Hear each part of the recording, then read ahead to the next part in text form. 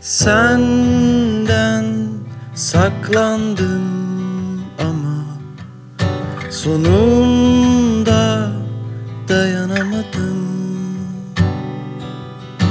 Diyar diyar gezdim ama hiçbirine alışamadım. Ben seni beklerdim, seni özlerdim, sana hasrettim.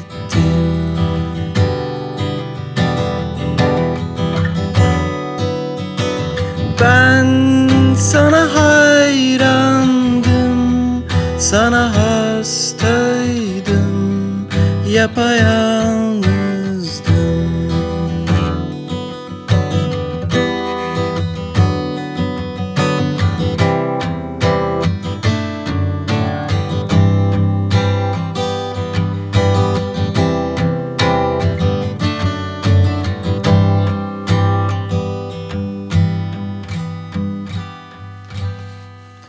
Derinden vurgundum sana, hala unutamadım.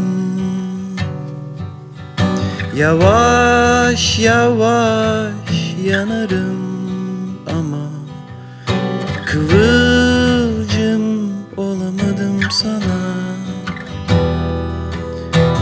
Ben seni beklerdim, seni isterdim, sana hasrettim.